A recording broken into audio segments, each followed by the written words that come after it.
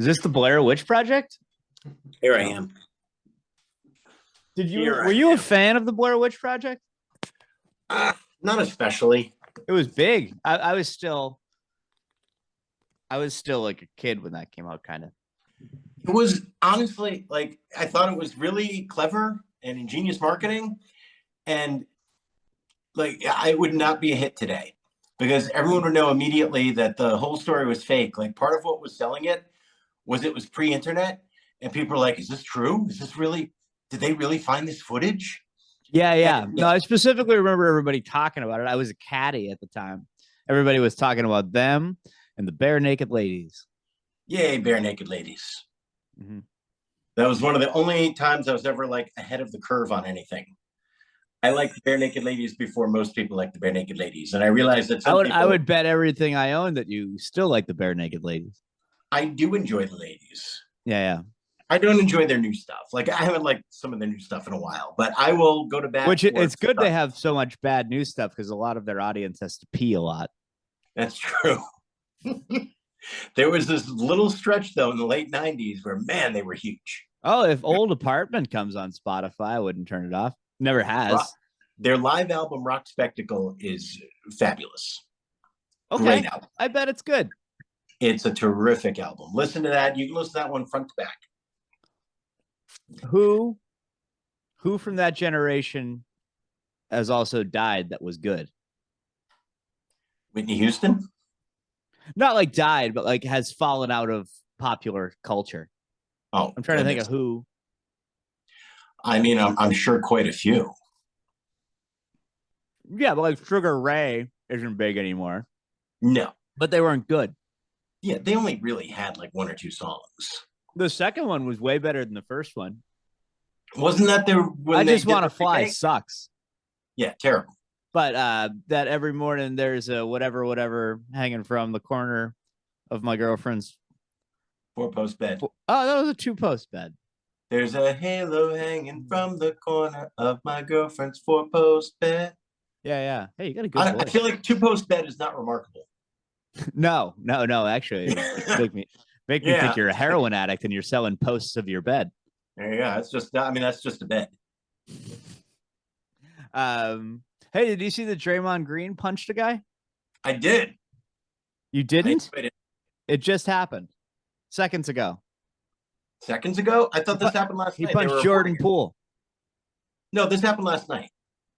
Oh, well, I found out about it seconds ago.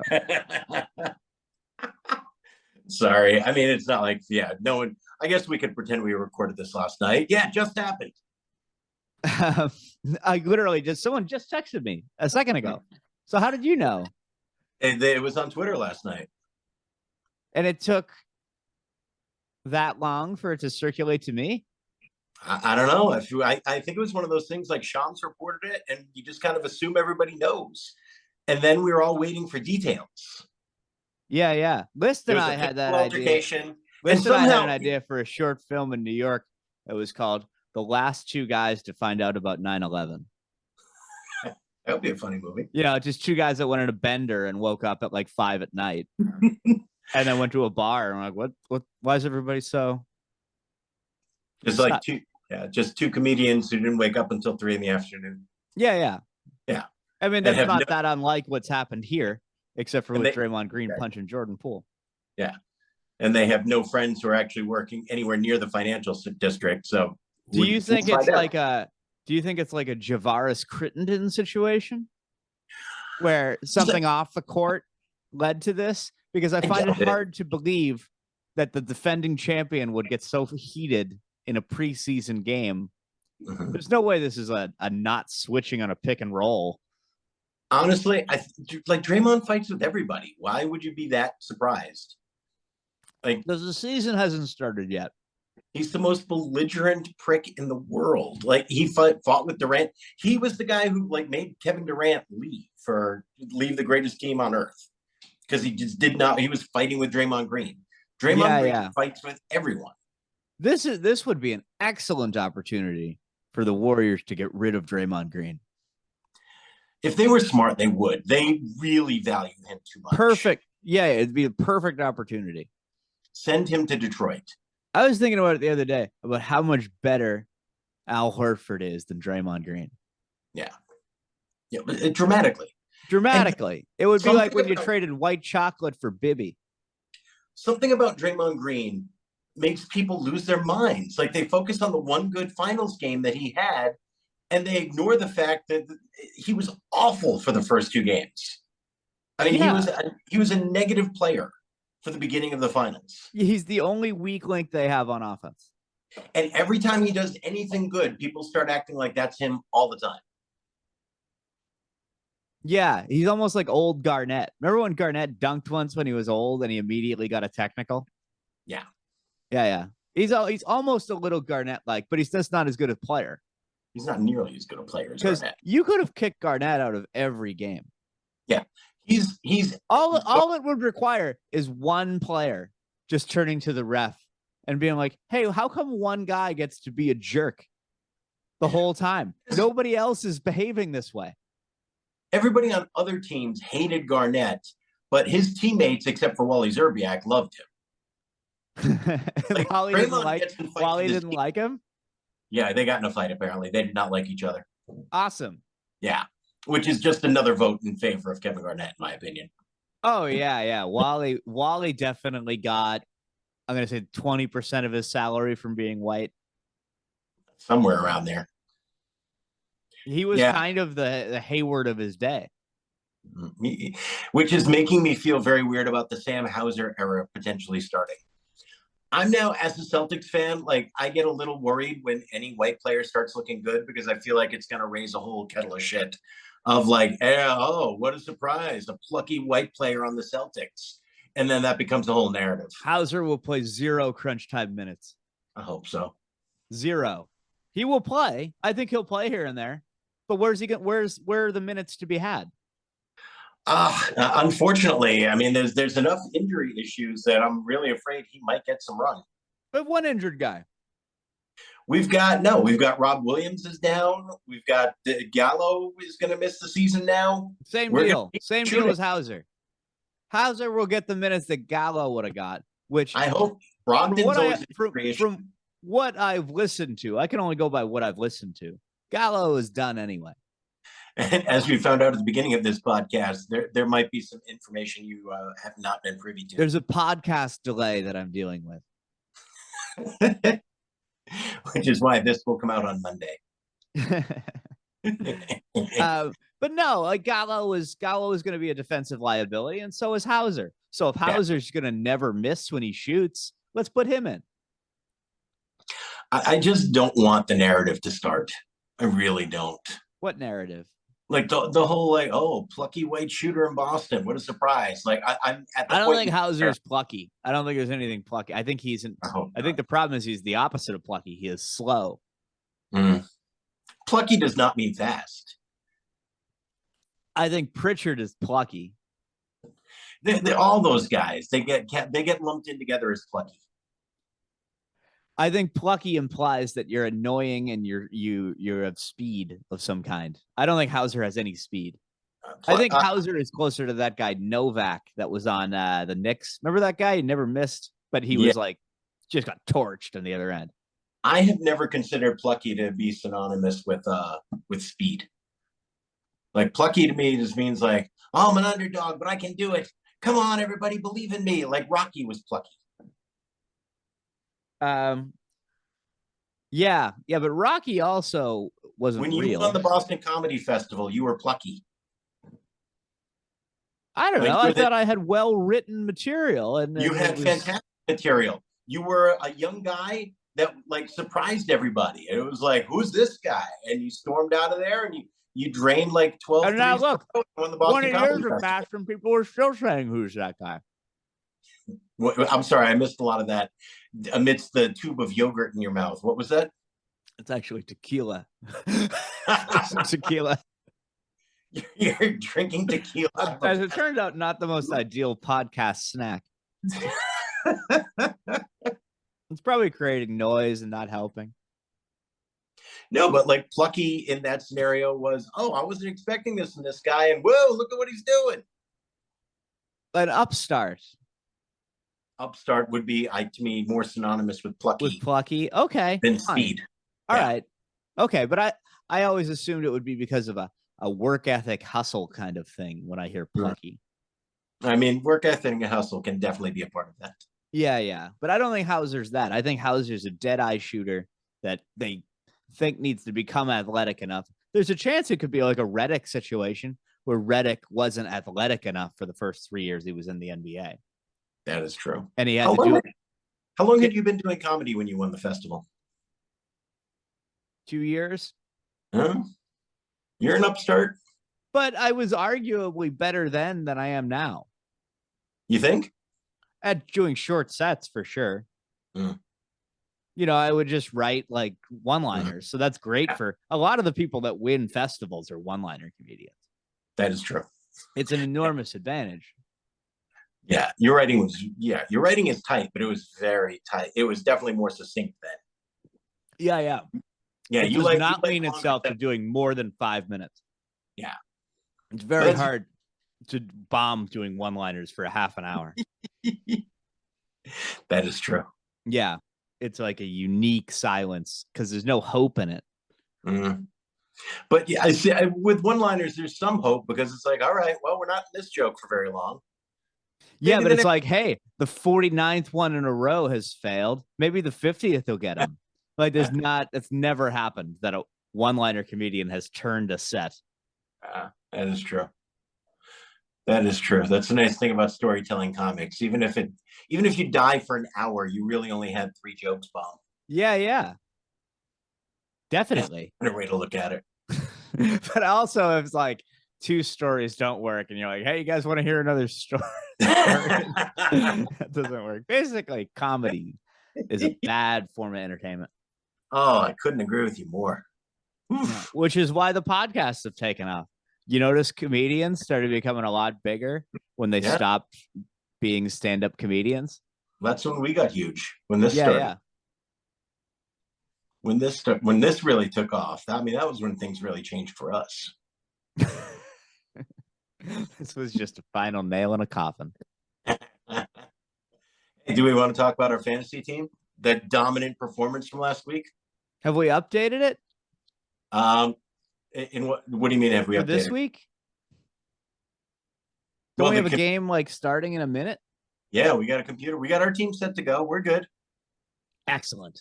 Yep. I love not running a football team. I'm a hands-off fantasy football owner. Yeah. No, you're the money, and you've handed the team over, and you've said, all right, I trust you to make the right decisions. Yeah, you're Jerry Jones, and I'm Jeremy Jacobs. Okay. Who's a hands-off owner? I don't even know who a hands-off owner is. Yeah, Jerry Jones is also the owner of the team, so. Yeah, I think that works. All right. Yeah, I can get on board with that. Okay. Yeah. I'll be Jerry Jones. You got to admire Jones on some level. Yeah, yeah. I mean, yeah, we're doing good. We're 3-1, right? We are 3-1, yeah. We beat an undefeated team last week. Excellent. Whose team was that? Mayer's, Andrew Mayer. Hustle and Garoppolo. I haven't seen Andrew. I was supposed to do a show of his in Jamaica Plain. What happened? No idea. Either it didn't happen or I didn't show up. Something happened. I hope it didn't happen. Well, no, I hope they're doing great in spite of me. Yes, but I mean, that would be the ideal. Just not shown up. Someone would have emailed you and been like, hey, Dan, what happened? Not always the best way to get in touch with me. That's true. That is true. The best way to get in touch with you is to email you basketball news. Yep. And handwritten letter, ideally. That is good. That is good. You serve court papers. Did you watch the Celtics last night? I watched part of it. Yeah. Once the bench came in, I stopped. But yeah, they kept their guys in, and they somehow big deal won a preseason game. But yeah, we look good. We do. I'm trying not to look at it too much because I feel like I've got my expectations lowered to a healthy point. And then the first couple of games, they've been so dominant that my expectations are getting unreasonable again. I mean, it's just weird that I don't know what the expectations are because we're the Vegas favorites to win the NBA championship, but then we're also projected to win like 52 games. Yeah. That doesn't add up. In the East, 55 is probably going to lead the East this season. Oh, you want to do over-unders? You want to place bets? We could do some bets if you want. What are we betting? All right, I love bets. We got to remember them this year. We forgot what the numbers were last year. Let's pick 2 over-unders each. All right. Excellent. You have the Sunday Ledger, wherever you can find that information? Do you have I only have a tube of tequila. Does anyone have access to a laptop where you can just pull up DraftKings or something? I'm on my phone and I don't have a computer. Who are you bully on? I think people are underestimating the Bucks, even though a lot of people think the Bucks are going to win. I think they're going to be really good. I think the Bucks are going to win. Yeah, I'm very strong on the Bucks. I think people are a little too strong on the Clippers, and just assuming based on nothing. Those guys haven't played. Why would they assume that guys who's I can't play because my knee was sore for a year is suddenly going to have a good knee? Yeah, his knee was sore because he has a bad knee. I am very high on Memphis, but I feel like a lot of people are high on Memphis. Mm-hmm. I'm dubious about the Warriors. It really felt like a last hurrah last season. Excellent. Can you see that? I do. Cool. Well, I mean, I can't see the numbers. I'll have to read them. All right. Okay. So should we do it in a way where we each pick a team we want, or should we do it at random? You say a team and it'll be over and under, and I'll just say over or under. All right. Memphis. You like the randomization of it or the? I'll call out some teams. Okay, you pick a team and I'll say the over and I'll pick the number over under. All right, Memphis. The Memphis Grizzlies. 48.5 wins. I'm over.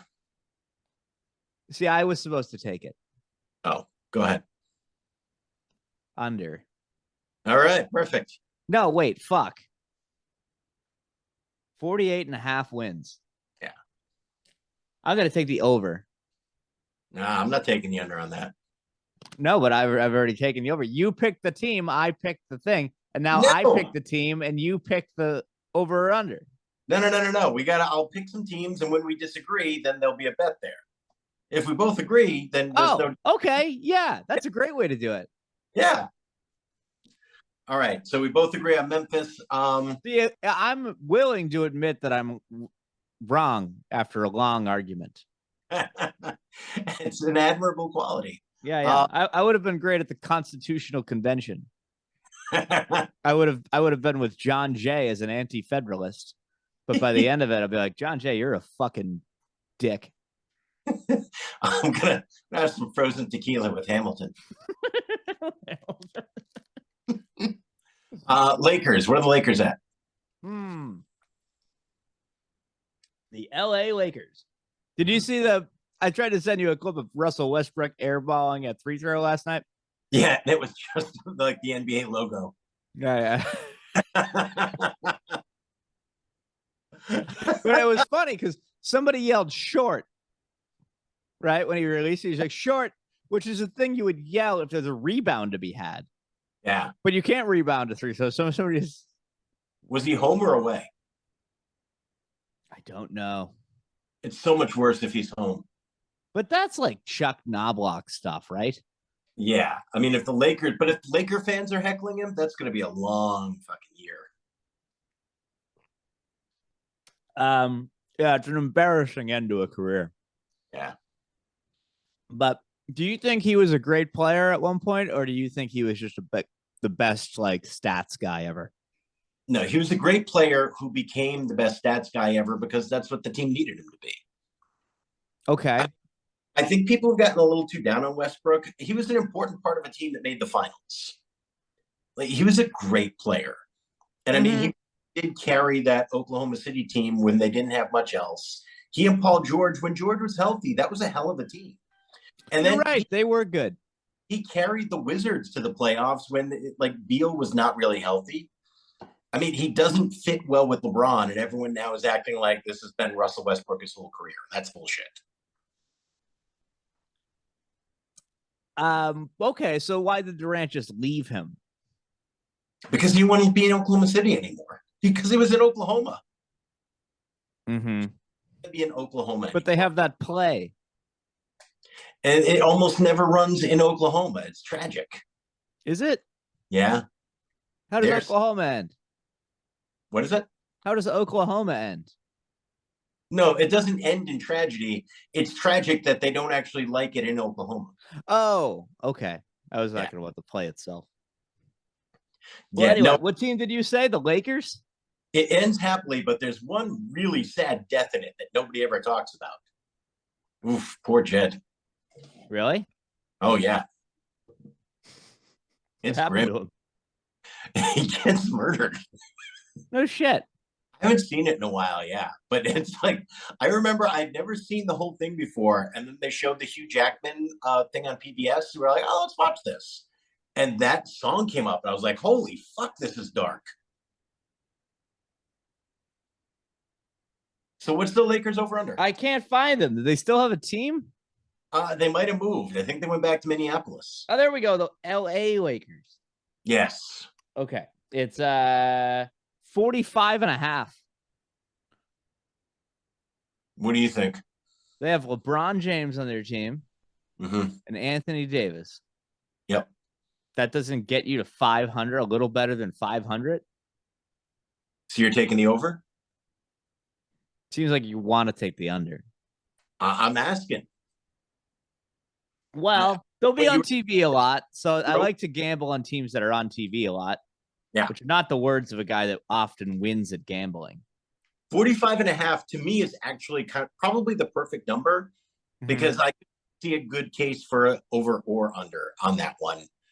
As the team is currently constituted, I'm not totally sure they could get to 46 wins, but I still think there's a really good chance they're going to use those 2 first-round picks and make a deal and strengthen that team if Anthony Davis is healthy all year. And if they do that, then they're going to be over 50. They have Westbrook still on their team and can't get rid of him. No, Westbrook's going to be an expiring contract. People keep acting like that's an untradeable deal, and some team is going to be very happy to get him. He's going to be an expiring contract next year. No, this year. This is his last year. Oh, okay. Yeah. So you're going to be able to like trade a couple of guys away and get $50 million off your books. That's why Indiana was ready to take him on. That deal was almost done, and then the Lakers balked at trading their first-round picks. Who was going to get? How was that going to happen?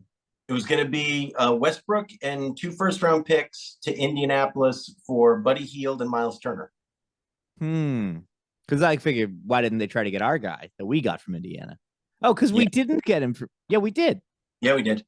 That seems like a better deal.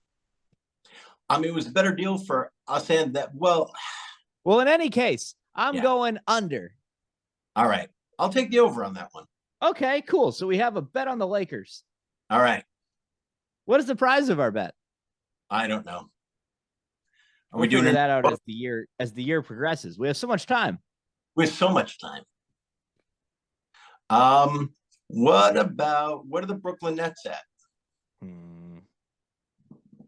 The oft talked about Brooklyn Nets. As long as we're talking about teams that are going to be on TV. I know the answer to this one. 50.5. Way under. Yeah, I'm under on that too. Everybody under. Yeah. 50. What are the Knicks at?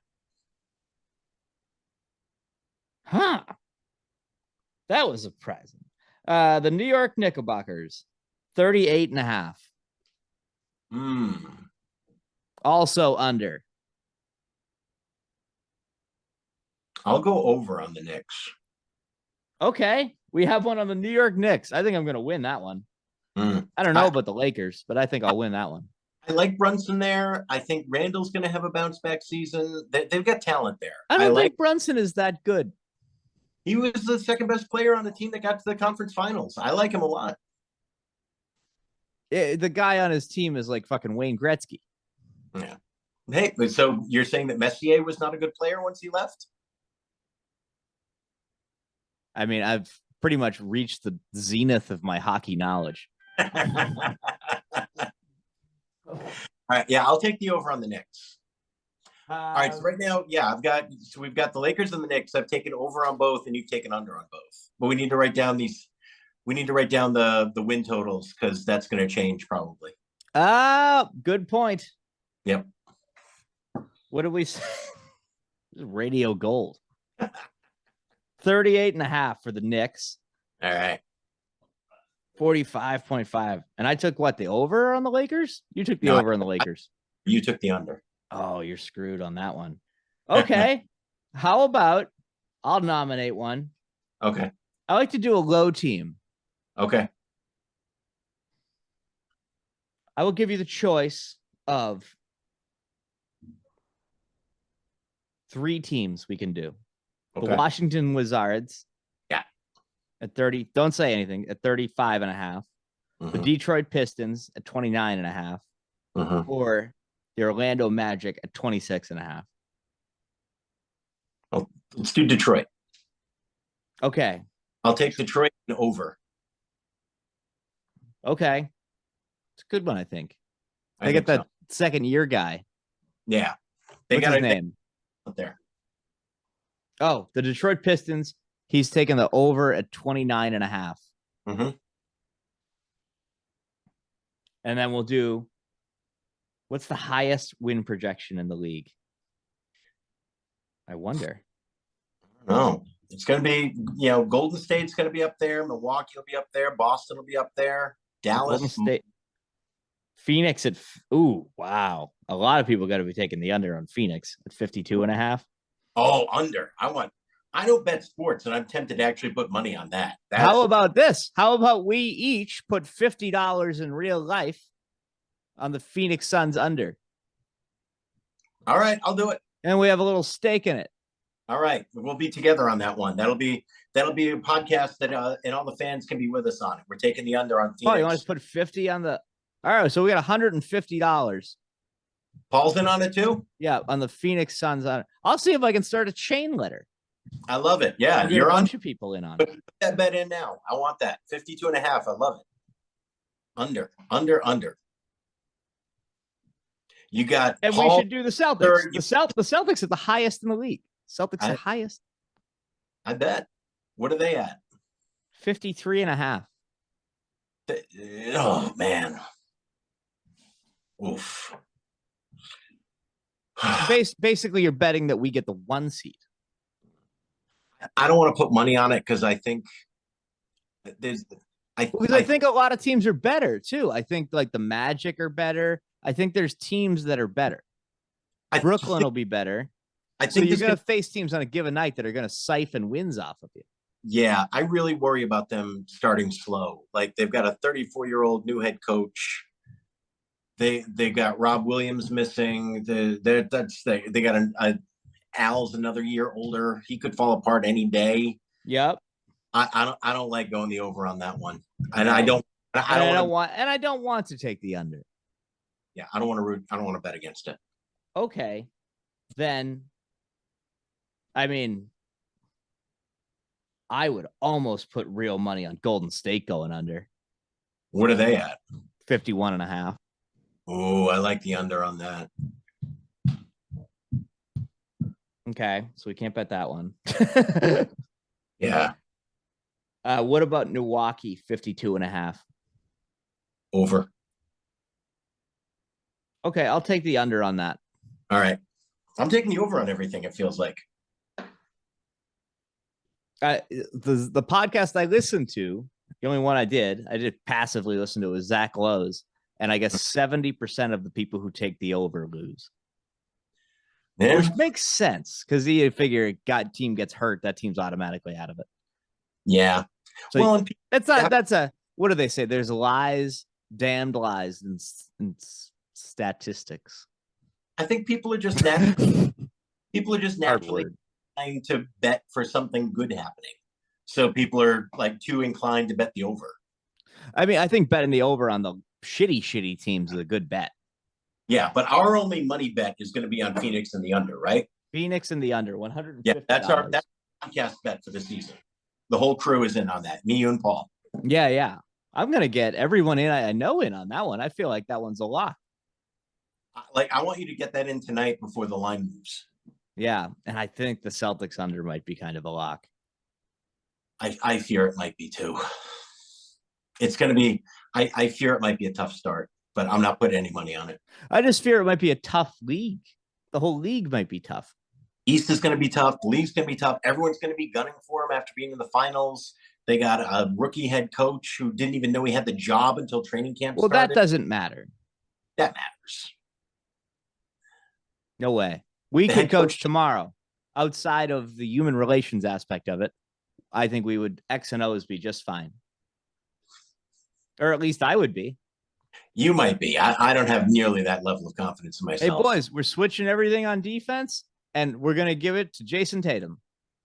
Nice. And if he doesn't do it good, we're going to give it to Jaylen Brown, who will either hit a step back three or dribble it off his foot. I feel like you probably went wrong as soon as you said, hey, boys.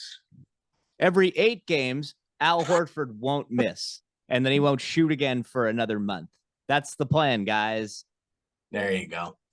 How about that for a coach? Why doesn't one guy just say, hey, Horford, how about you just keep shooting? There you go. He'd it's like so it. Weird. He would be another year of it. Yeah, I'm already mad about the season. Patience. Let's see how things turn out.